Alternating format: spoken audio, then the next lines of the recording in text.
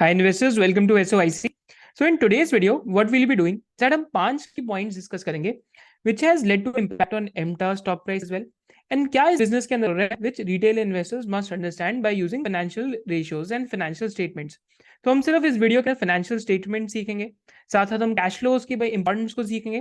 Then we'll also learn कि client concentration risk and business concentration risk क्यों समझना जरूरी है जब ऐसे बिजनेस को आप एनालाइज कर रहे हैं.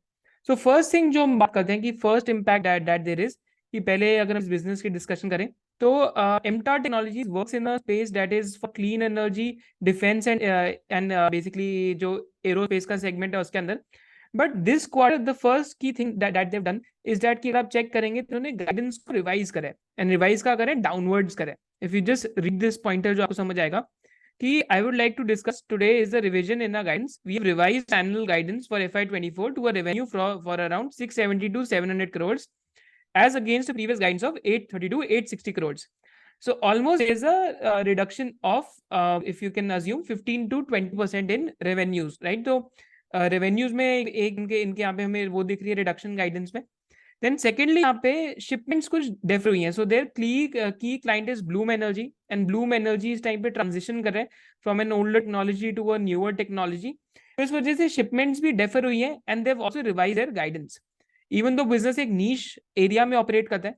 बट सेकंड थिंग आपको यहाँ पे फोकस करना है इज दैट बिजनेस के जो नेट वर्किंग कैपिटल डेज हैं those are extremely high, right? तो ये कंपनी 25-26% मार्जिन क्यों कमाती है? Because the customer is asking them to block money in working capital.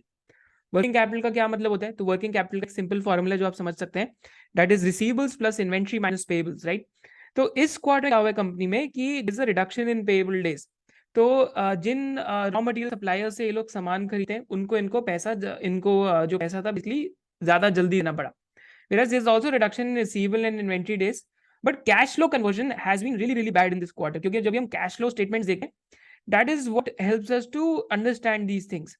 तो अगर वर्किंग कैपिटल वर्सन हो जाता है या वर्किंग कैपिटल स्ट्रेच हो जाता है, बिजनेस तो करना ही है, सेल्स ग्रोथ कंपनी की अच्छी आ रही है, कंपनी पास ऑर्डर बुक भी ऑलमोस्ट 14-1500 करोड़ की है.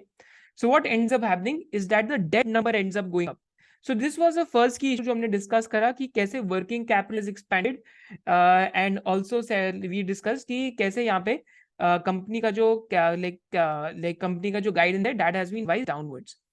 इसके आगे हम चलते हैं, तो इसके आगे हम आगे देखते हैं कि यहाँ पे और क्या क्या इंटरेस्टिंग इश्यूज हैं. तो एक हम बात करते हैं यहाँ पे सिंपल थिंग, इनका क्लाइंट कॉन्सेंट्रेशन रिस्क. तो जब हम क्लाइंट कॉन्सेंट्रेशन रिस्क की बात करते हैं तो जब भी हम B2B धंधे पढ़ते हैं तो B2B बिजनेसेस माने कि वो बिजनेसेस जो किसी और बिजनेस को प्रोडक्ट्स एंड सर्विसेज सेल करें.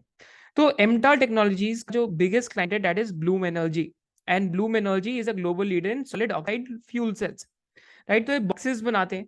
एंड यहाँ पे अभी क्या चल रहा है ब्लूम एनर्जी में, तो जो एमटार का रेवेन्यू है 60% से ज्यादा रेवेन्यू ड्यूरिंग फिस्कल 2019 टू 2023 सिर्फ एक ही क्लाइंट से आता है, that is Bloom energy. So one client is contributing 60% plus two the revenues.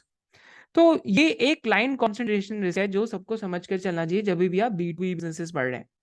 And एमटार जो मार्जिन आते हैं, तो अगर हम एमटार के यहाँ पे मार्जिन चेक करते हैं तो एमटार के मार्जिन है 28-22% टाइप. तो ये मार्जिन इतने हाई क्यों है? Simple reason, because client will let you earn in margins but they will not let you earn in cash profits.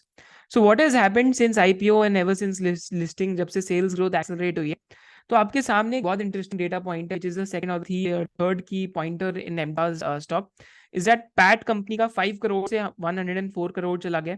तो cumulative profit after tax 286 crore का है फ्रॉम 2018 टू 2023. Whereas EBITDA अगर आप देखेंगे क्यूमुलेटिव 475 करोड़ का है. तो माने अगर हर साल का आप EBITDA ऐड करते जाए. Whereas अगर कैश फ्लो की बात करेंगे तो कैश फ्लो माने कि eight the end of the day पूरा बिजनेस करने के बाद, सेल करने के बाद, पैसा कलेक्ट करने के बाद, इन्वेंट्री में पैसा लगाने के बाद, मैं eight the end of the day घर पे कितना पैसा लेके जा रहा हूँ.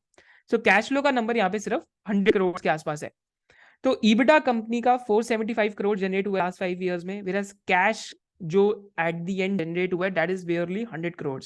सो ऑलमोस्ट 20% ऑफ ऑपरेटिंग प्रॉफिट इस कंपनी ने सिर्फ जनरेट करा है कैश फ्लो फ्रॉम ऑपरेशन में. एंड कंपनी का जो प्रॉफिट आफ्टर टैक्स है सिर्फ 30-35% ही कैश फ्लोज फ्रॉम ऑपरेशन में कन्वर्ट हुआ है, right? This is a very important thing to understand, because last 3 years में अगर आप देखेंगे तो CFO to PAT ratio company का 19-49 और 8.65% पे है. Whereas last से CFO to EBITDA देखेंगे तो it has fallen below 10-11%. Normally एक बिजनेस के अंदर, इवन B2B बिजनेस के अंदर क्या रहता है कि CFO to PAT ratio should be above 70 to 70% and CFO to EBITDA at minimum should be above 50 to 55%। माने इस धंधे का पैसा कहाँ फंस रहा है? वर्किंग कैपिटल में, या तो इन्वेंट्री में फंस रहा है या तो रिसीवेबल डेज में फंस रहा है। तो यहाँ पे फिर भी बिजनेस तो करना ही है, ग्रोथ तो लेनी है। तो कैसे फाइनेंस हो रही है ग्रोथ? ग्रोथ कैसे फाइनेंस हो रही है? डेट इंक्रीज होते जा रही है। तो डेट 17 करोड़ की डेट आज 143 करोड़ की डेट होगी। एंड अगर डेट अपॉन कैश फ्लो देखेंगे तो ऑलमोस्ट 16 टाइम्स का डेट अपॉन कैश फ्लो हो चुका है। So again this type of business will and up becoming running on the treadmill business, क्योंकि जब तक आप वर्किंग कैपिटल को फिक्स नहीं करते तब तक आपका cash flow from operation generate नहीं हो पाएगा। तो वर्किंग कैपिटल फिक्स करना इस बिजनेस के लिए बहुत बहुत ज्यादा इंपॉर्टेंट रह जाता है। And secondly thing to focus on is कि अगर डेट टू कैश फ्लो इतना बढ़ते गया तो इस कंपनी में हाई चांसेस है कि कभी ना कभी इक्विटी रेज भी होएगा। फोर्थ इशू इस कंपनी के रिजल्ट में क्या था कि कंपनी के जो मार्जिन है, so the margin have corrected, right? So margin एक टाइम पे 28-29% होते थे, but they fallen 22%। That bit was a shocker for folks who are tracking this company। तो margin correction is a issue. And last की issue is कि अगर आप company के प्रमोटर शेयर होल्डिंग देखेंगे तो promoter share holding post IPO has fallen from 50% to 39.14%। Now some people say कि जो non-active promoters हैं they are selling the stake, but still the promoter shareholding has fallen by almost 11%, right? तो यहाँ पे अगर आप चेक करेंगे तो यहाँ पे एक प्रमोटर की होल्डिंग 5.6% से 3.16 आई है, फिर दूसरे प्रमोटर की होल्डिंग 6.8 से 6.31 आई है। And that is the thing. तो अगेन ये जो श्रीनिवास रेड्डी है, he is the guy who is the con calls, इनकी होल्डिंग यहाँ पे अभी भी कांस्टेंट ही है। But these are some of the issues. And last big issues कि जब हम ब्लूम एनर्जी की बात करते हैं तो ब्लूम एनर्जी पे एक हिंडनबर्ग रिसर्च ने एक रिपोर्ट भी लिखी हुई है, एक शॉर्ट रिपोर्ट है ब्लूम एनर्जी के ऊपर, जो इनका सबसे लार्जेस्ट क्लाइंट है। अभी क्या हो रहा है, because of interest rates increasing in US, तो अगर आप यहाँ चेक करेंगे तो Fed rates, interest rates increase होने की वजह से तो at the end hydrogen fuel से प्लेयर्स हैं, उनके results have been lacklustre. So like Bloom energy के केस में देखेंगे तो net loss has widened with revenue missing estimates for Q2 of the financial year as well. So again, end customer पे अगर pressure होएगा, so then again you as a business will also face pressure. So these were the 5 issues that we discussed. आप भी मेरे को comment section में बताइए कि आपको क्या लगता है, थीसिस पॉइंटर क्या हो सकता है? ये नीश बिजनेस है, मार्जिन है बिजनेस के, ग्रोथ रेट काफी सही हो सकते हैं, 14-1500 करोड़ का ऑलमोस्ट कंपनी बस ऑर्डर बुक है। बट डाउन हमने लाइक 5 की पॉइंटर्स में क्या डिस्कस करा? पहला की पॉइंटर की क्लाइंट कॉन्सेंट्रेशन है, सेकंड की पॉइंटर की like guidance has been revise, third की पॉइंटर दैट वी डिस्कस इसकी कैश फ्लो और प्रॉफिट आफ्टर टैक्स के अंदर यहाँ पे इस टाइम पे इशू है कि कैश कन्वर्जन नहीं हो रहा, डेट बढ़ते जा रही है। फोर्थ की पॉइंटर वी डिस्कस कि लाइक जो एंड कस्टमर है he is currently suffering at the moment. And की पॉइंटर वी डिस्कस कि promoter holding has also been falling. With this, we'll conclude the video. And if you really want to learn all the business analysis, then we have the SOIC membership, जहाँ पे हम एक cash course में आपको within 24-28 hours सारी चीजें related to business analysis सिखाते हैं। And also on 10th of December for SOIC students, we'll be doing a valuation webinar जहाँ पे we'll also teach you how to find the intrinsic value for stock using discounted cash flows, reverse DCF, bull, bear, and base scenarios. Thank you so much for joining us. If you're loving this format of videos of less than 10 minutes, just drop a Helios in the comment section below. We'll keep continue with this format. Thank you so much. See you in the next video. Jai Hind.